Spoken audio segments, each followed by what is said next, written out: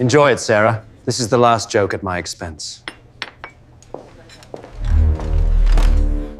My name's Nathan Pierce, and I need to tell you about the night my wife decided to humiliate me in front of 50 people at the fanciest restaurant in town, and how I discovered that champagne tastes like battery acid when you're swallowing it alongside public betrayal.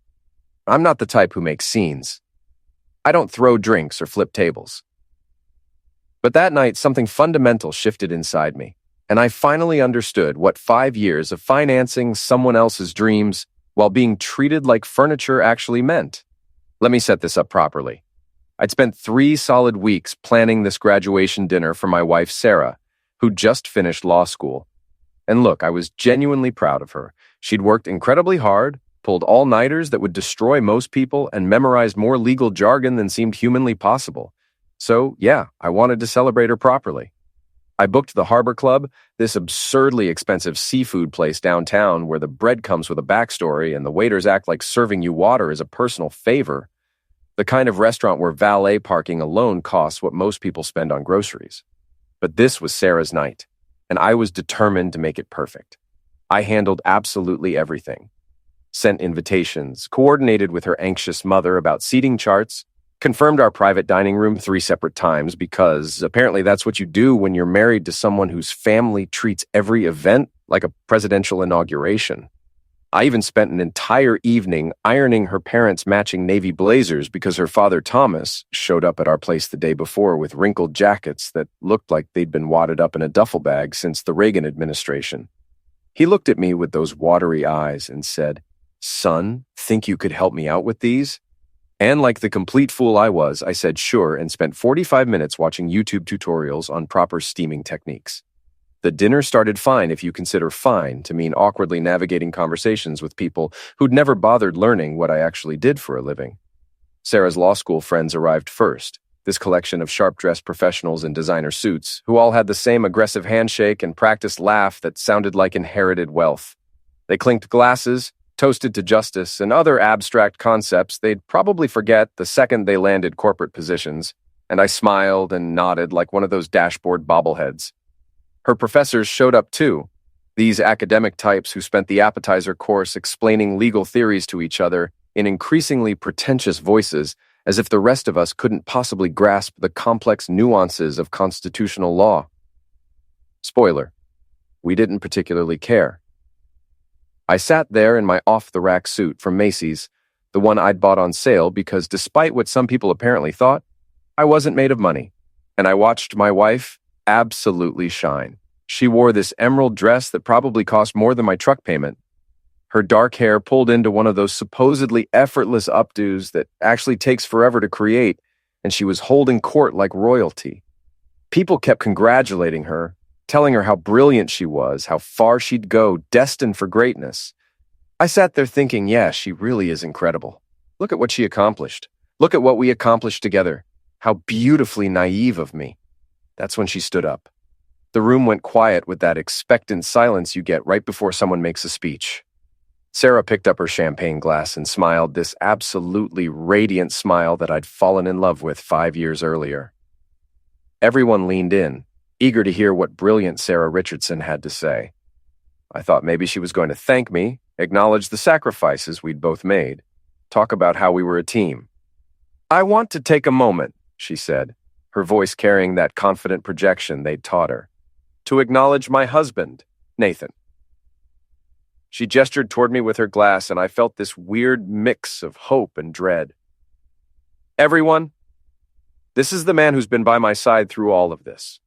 The man who supported me emotionally through every late night, every breakdown, every existential crisis about whether I'd chosen the right path." She paused for effect, and I swear I saw the punchline coming a full second before she delivered it. Emotionally, but not intellectually, because, let's be honest. Here she laughed, this light, crystalline laugh that invited everyone to join in. No degree, no plan, just living off my income and fixing things around the house. But hey, every successful woman needs a good handyman, right? The table absolutely erupted, volcanic levels of laughter. Her best friend from law school, this woman named Claire, who'd never said more than 3 words to me in 5 years, literally spit her wine back into her glass. One of the professors, this distinguished-looking guy with a silver beard, actually started clapping like he'd just witnessed the world's greatest comedy routine. Thomas was chuckling and shaking his head like I was some lovable sitcom character.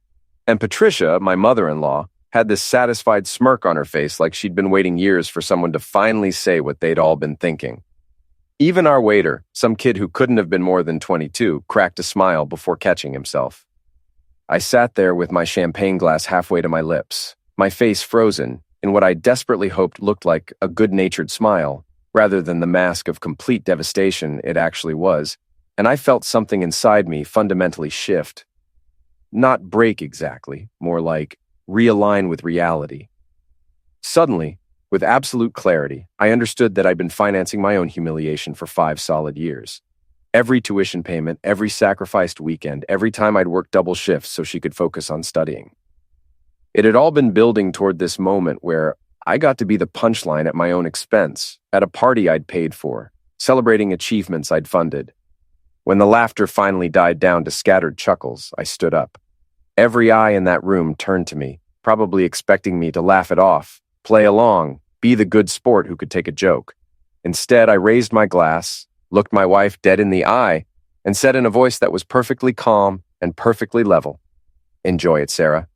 That's the last joke you'll ever make at my expense." Then I set down my glass, adjusted my jacket, and walked out of that private dining room with my head held high.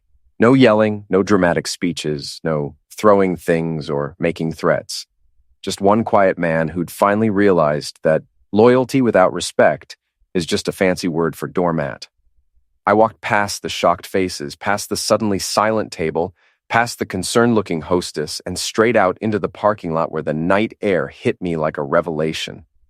I stood there next to my truck, pulled out my phone, and typed 4 rules into my notes app, my fingers shaking slightly from adrenaline or rage, or maybe just the pure relief of finally standing up for myself. Don't text her back. Document everything. Protect my peace and my paycheck. Never confuse loyalty with stupidity again. I read them twice, committed them to memory, and felt the night breeze on my face. It smelled like freedom mixed with fury, and for the first time in 5 years, I felt like the main character of my own life, instead of supporting cast in someone else's story. I drove to my best friend Eric's apartment in complete silence, which was unusual for me because I'm normally the guy who needs music or podcasts to keep my brain from spiraling. But that night, I couldn't handle noise. I needed quiet to process what had just happened, to let the full weight of my public humiliation settle into my bones. Eric Martinez had been my closest friend since high school, back when we were both young and stupid, and thought we could conquer the world with nothing but ambition and terrible haircuts. While I'd gone into construction, Eric had followed his passion for cooking and now ran a food truck called Soul Tacos that served Korean-Mexican fusion and had a cult following among the downtown lunch crowd. He lived in this converted warehouse loft in the Arts District, the kind of place with exposed brick and pipes running across the ceiling. I texted him from the parking lot. "You home? Need a place to crash. Long story." 3 dots appeared immediately. Then, "Doors open. I've got beer and leftover bulgogi. Come on up." This is why Eric was my best friend. No dramatic questions, no demands for immediate explanations, just an open door and the promise of food. Eric opened the door before I could knock, took one look at my face and said, "Oh man, this is bad, isn't it?" He was wearing his standard off-duty uniform of cargo shorts and a faded band shirt, his dark hair sticking up in 7 different directions because he'd probably been napping on the couch. "It's epically bad," I said, walking past him into the loft. Titanic hitting the iceberg levels of bad. I collapsed onto his beat-up leather couch that he'd found at an estate sale and claimed had character, which was code for multiple mystery stains. Eric disappeared into his kitchen and returned 90 seconds later with 2 beers and a pizza box that he dropped on the coffee table like a sacred offering. "Talk," he commanded, settling into his armchair. "What happened? Did someone die? Did your truck finally give up? Did Sarah turn out to be a Russian spy like I always suspected?" I laughed despite everything, popped open the beer, and dove into the whole story. I told him about planning the dinner, about ironing her parents' matching blazers like some kind of domestic servant, about the fancy restaurant and expensive wine, and how I thought I was doing something nice for my wife. Then I got to the toast, and I watched Eric's expression shift from curious to shocked to absolutely furious in about 30 seconds. "She said what?" Eric interrupted when I got to the punchline. No degree, no plan, living off her income. Dude, you've been paying her tuition for 5 years. You've been keeping her afloat this whole time. Living off her income? She doesn't even have an income yet. She's been living off your income. I know, I said, and hearing someone else articulate what I'd been thinking made it feel more real, more valid. And everyone laughed, man. Her parents, her friends, her professors, they all thought it was hilarious, like I was the court jester whose entire purpose was to be the butt of the joke. Eric opened the pizza box and shoved a slice at me with aggressive care. You married a TED Talk in heels, he said, shaking his head. That's exactly what she is. Today, I'm going to talk about how I'm amazing, and everyone who isn't me is basically decorative furniture. That made me laugh for real, the first genuine laugh since walking out of that restaurant. And she probably has a PowerPoint, Eric added, with graphs showing her superiority and pie charts breaking down why her husband is basically a glorified appliance. So, what did you say? He asked. Please tell me you said something. I told her to enjoy it because that was the last joke she'd ever make at my expense. Then I walked out, didn't yell, didn't make a scene, just left. Eric whistled low. Stone cold. That's impressive, man. Most guys would have either exploded or just sat there and taken it. You did the dignified middle finger. He grabbed another slice. So what now? You going back tonight, tomorrow? Are we in divorce territory or just really bad fight territory? I don't know yet, I admitted, pulling out my phone. But I'm going to do what I should have done a long time ago, document everything. Let me back up and explain how I got here, because every disaster needs context. I met Sarah 5 years ago at the campus ID help desk where I was moonlighting to pick up extra cash. My actual job, my real career, was running a small construction management company that I'd started right out of high school when everyone else was applying to colleges. While my former classmates were debating philosophy and getting drunk at frat parties, I was learning to read blueprints, manage subcontractors, and turn a profit on residential renovation projects. It was blue-collar work, but honest work that paid real money and taught me practical skills. Sarah burst into my office one Tuesday afternoon like a tornado in designer jeans, her dark hair falling out of a messy bun, mascara smudged under her eyes, suggesting she'd been crying or rubbing her face in frustration for the past hour. Please tell me you can help me, she said, genuine panic in her voice. My thesis file corrupted, and I have a presentation in 3 hours, and if I don't recover this document, I'm going to have a complete breakdown right here in your office. I took her laptop, ran some recovery software, and managed to retrieve about 90% of her document while she paced around my tiny office like a caged animal. You're literally saving my life right now, she kept saying, which I found both charming and slightly concerning. When I finally handed the laptop back with her thesis intact, she looked at me like I'd just pulled her puppy out of a burning building. I owe you, she said. Coffee. Dinner. My firstborn child. I laughed and told her coffee was fine, mostly because I figured that would be the end of it. Girl gets her thesis back, buys the IT guy a thank you latte. Everyone moves on with their lives. Except Sarah didn't let it end there. She showed up the next week with actual homemade coffee cake, which she claimed was a family recipe, but later admitted she'd found on Pinterest and stress-baked at 2 a.m. The week after that, she started dropping by to chat between classes, asking about my construction projects with what seemed like genuine interest. I love that you actually build things, she'd say. Everyone here just talks and theorizes. You make real things that people can touch and use. That's so refreshing. Looking back now, I can see red flags I missed. But at the time, I was 24 years old, running my own business, and this brilliant, beautiful law student was choosing to spend her free time in my cramped office. She'd tell me about her cases and classes, about her dreams of becoming a civil rights attorney and changing the world, and I'd listen, like she was describing the greatest story ever told.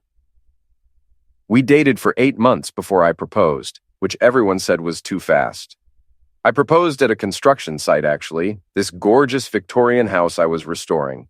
I'd brought her there at sunset, showed her the work we'd done on the crown molding and original hardwood floors, and I told her I wanted to build a life with her the same way I built houses, with careful planning, solid foundations, and commitment that lasts generations.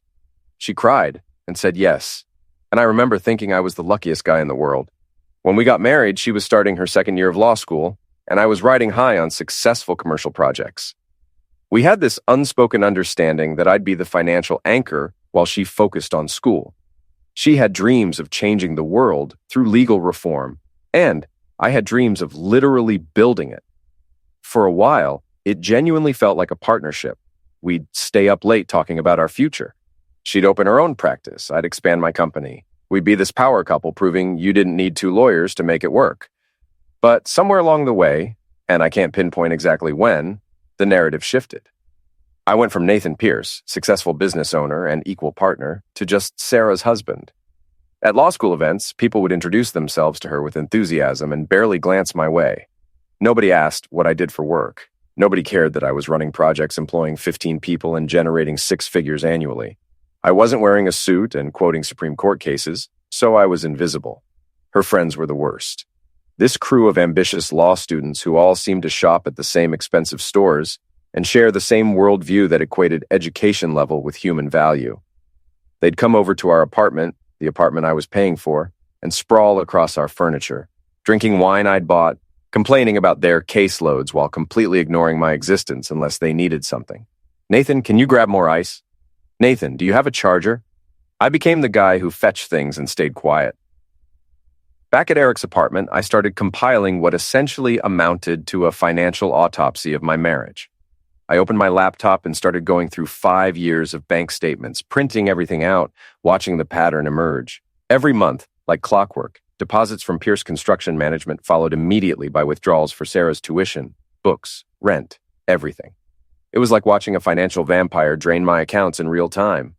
The tuition payments were the most painful to catalog.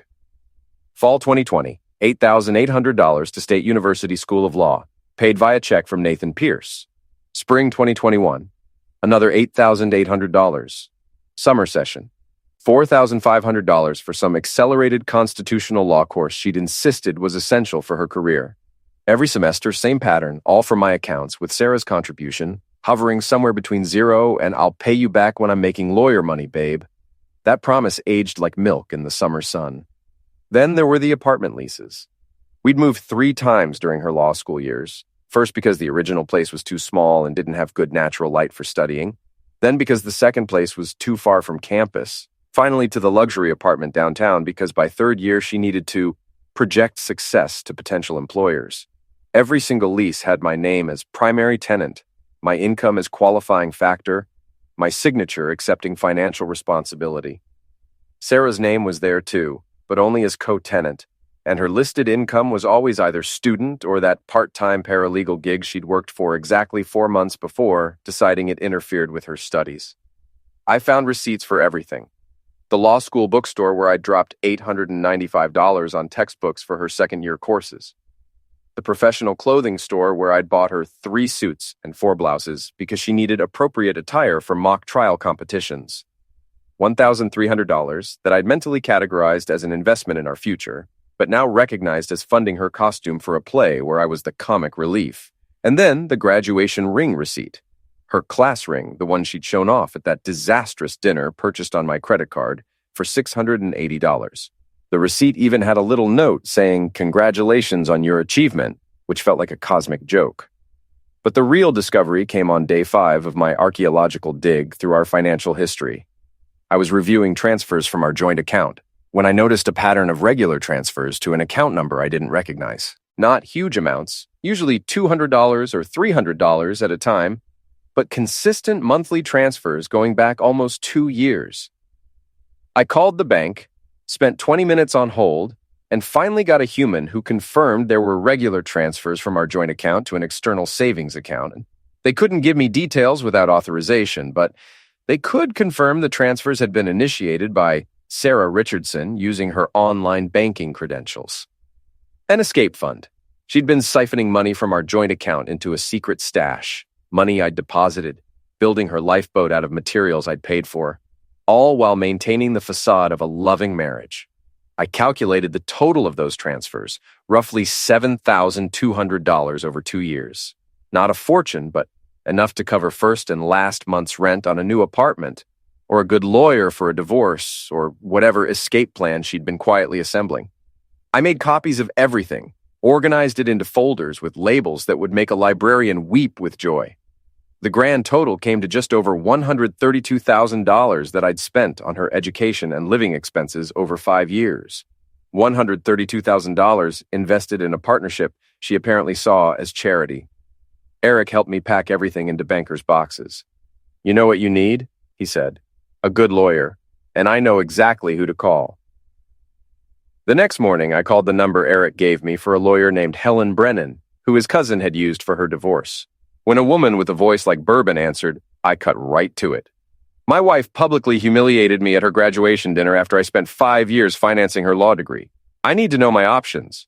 There was a pause, then a low chuckle. "Oh, I like you already. Come to my office at 11. My rate's $350 an hour for consultation."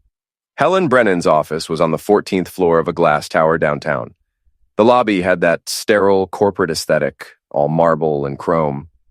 When I arrived with 3 boxes of documentation, her assistant actually looked impressed.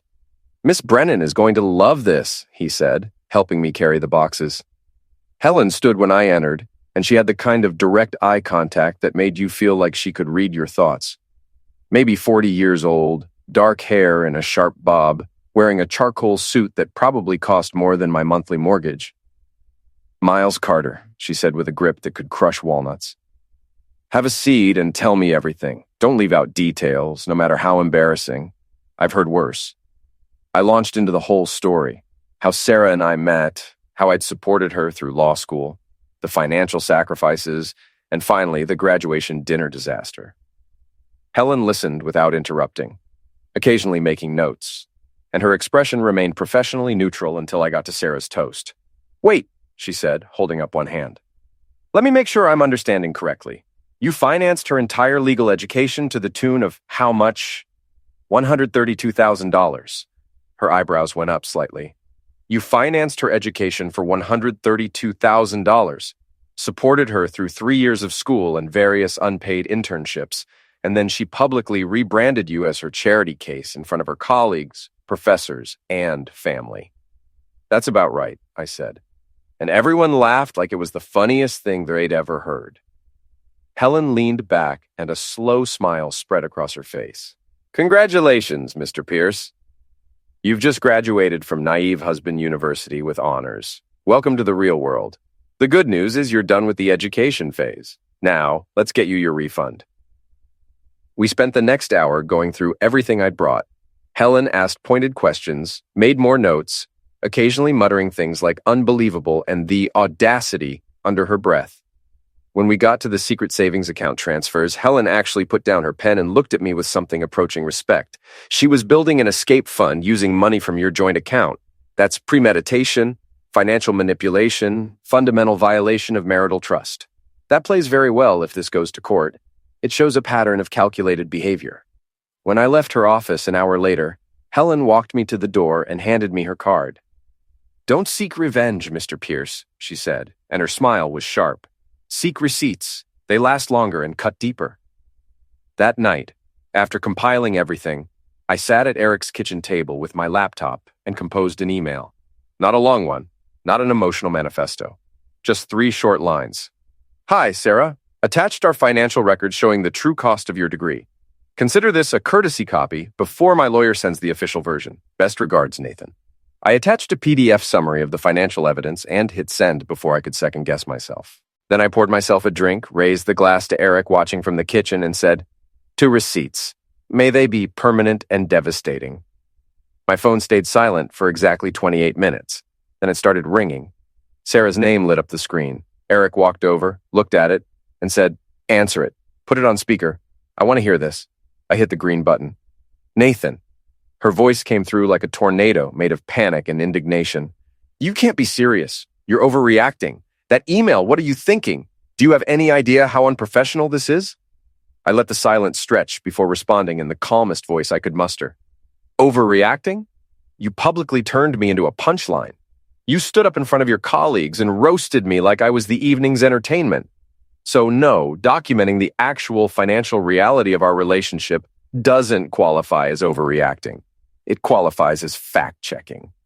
"But everyone laughed," she protested, genuine confusion in her voice. "It was just a joke, Nathan. You're being so sensitive. Can't you take a joke?" "Exactly. I said, and Eric had to shove his fist in his mouth to keep from laughing. Everyone laughed. That's the problem. Everyone thought it was hilarious that you described me as a deadbeat with no degree living off your non-existent income that I've been funding for 5 years. The joke was so good that I decided to fact-check the punchline with actual bank statements. She started saying something about twisting her words and taking everything out of context, but I was done. Listen, I'm not doing this right now. You'll be hearing from my lawyer. Have a good night, counselor. I hung up before she could respond. Eric immediately burst out laughing, slapping the coffee table. Dude, that was cold. Have a good night, counselor. You just dismissed her like she was a telemarketer. Beautiful. The next morning, I was eating the breakfast burrito Eric had made me when my phone rang. Unknown number with a local area code. Mr. Pierce, this is Robert Kane. I'm a senior partner at Kane, Morrison & Associates, the firm where your wife has accepted a position as a junior associate. He paused. I'm calling because this situation with your wife's comments at her graduation dinner has reached our office, and we'd like to discuss how we might resolve this matter discreetly. I nearly choked on my burrito. The email had made the rounds. Somehow my documentation had traveled from Sarah's inbox to her new employer's attention. Mr. Kane, I appreciate the call, but I simply sent my wife some financial documentation relating to our marriage. If that's caused problems at her workplace, that sounds like a conversation you should be having with her. There was a pause. Mr. Pierce, we're aware of the incident. Several of our attorneys were in attendance and word has spread throughout the firm. Combined with the financial documentation you've provided, there are concerns about professionalism and judgment we'd like to address before Miss Richardson's official start date. Would you be willing to meet with me and our HR director? We're prepared to make this worth your time. Worth my time. Code for, we'll pay you to make this go away. I told him I'd need to consult with my attorney and would get back to him. Then I immediately called Helen, who answered on the second ring. Sarah's new employer just called me, I said. Senior partner named Robert Kane. Apparently my email made the rounds and now they want a meeting to discuss the matter discreetly. He used the phrase, worth your time, which I'm interpreting as code for please accept money to shut up about this. The keyboard clicking stopped. Robert Kane called you directly? Oh, this is delicious. They're worried about reputational damage. When does he want to meet? We scheduled the meeting for 2 days later, which gave Helen time to prepare what she called the good folder, a comprehensive breakdown of my financial contributions, complete with summaries, graphs, and legal precedent. We're walking in calm and professional, Helen instructed. You wear your best suit, let me do most of the talking, and you do not apologize for anything. Understood? The morning of the meeting, I put on my best charcoal suit and met Helen in the lobby of Kane, Morrison & Associates. The firm's office was everything you'd expect. Expensive furniture, intimidating art, enough dark wood to have personally offended an entire forest. Robert Kane met us in a conference room with windows overlooking the entire city. He was exactly what I'd pictured. Mid-60s, silver hair, expensive suit, crushing handshake. Mr. Pierce, Miss Brennan, thank you for coming, he said, gesturing to chairs. Can we offer you coffee or water? Helen set her portfolio on the table with a soft thud that somehow sounded threatening. Let's just get to business, shall we? She opened the portfolio and pulled out a document, sliding it across the table. I watched Kane's expression shift from confident to concerned as he read the first page. The conference room fell into the kind of silence that usually precedes either a declaration of war or a really expensive settlement. Next to Kane sat Margaret Chen, the firm's HR director, a woman in her 50s with sharp eyes and a no-nonsense demeanor. Kane set the document down carefully. Miss Brennan, these demands are extensive. You're asking for full financial reimbursement, a formal letter of acknowledgement, restrictions on Miss Richardson's public statements, and, he flipped to the second page, mandatory, firm-wide professionalism training using this incident as a case study. Helen leaned back casually. Mr. Kane, let me paint you a picture of what happens if we don't reach an agreement today. My client's story, complete with 5 years of financial documentation, showing how he funded his wife's entire legal education while she treated him like hired help, gets filed with family court. Those filings are public record. The press loves a good David versus Goliath story, especially when Goliath is a lawyer who publicly humiliated the man who paid for her degree. Can you imagine the headlines? I watched Kane's jaw tighten. Margaret leaned forward. Mr. Pierce, we understand you're hurt and angry. What happened was inappropriate, but surely you can see how public litigation would damage everyone involved. Helen put a hand on my arm. Miss Chen, my client isn't concerned about looking good. He's concerned about being treated fairly after 5 years of exploitation. The only person worried about reputation should be your incoming associate. She pulled out another document, the comprehensive summary with all the numbers. This is a breakdown of Mr. Pierce's financial contributions over 5 years. The total comes to $132,000, not including opportunity costs.